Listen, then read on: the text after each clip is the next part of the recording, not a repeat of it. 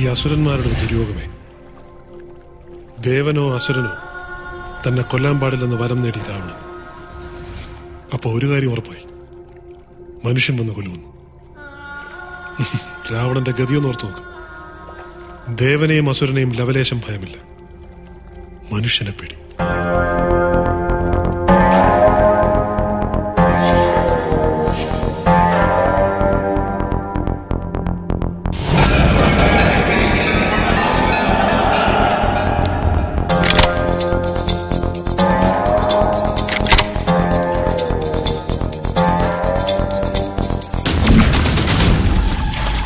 പെരിങ്ങോടനെ കൊല്ലാൻ അവൻ വിചാരിച്ച പോലെ ആകാശത്ത് നക്ഷത്രങ്ങളെയും ഗ്രഹങ്ങളെയും ഇട്ട് ചുറ്റിക്കുന്ന ഒരു ശക്തിയുണ്ട്.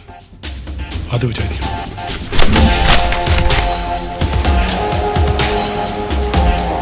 അപ്പൊ ജന്മല്ല, അവതാര.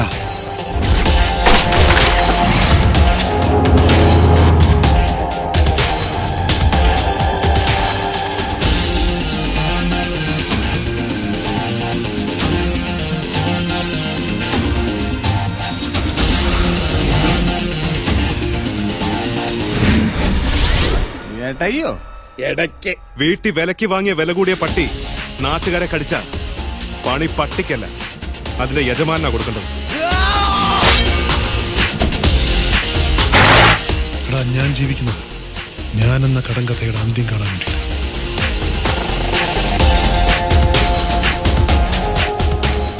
എന്റെ മനസാക്ഷിക്ക് തോന്നിയത് ഞാൻ ചെയ്തു. അതിനുവേണ്ടി ഞാൻ ചാവാൻ തയ്യാറാ. ഒന്നും പേടിക്കണ്ട, പേടിക്കേണ്ടത് എന്നെ മാത്ര.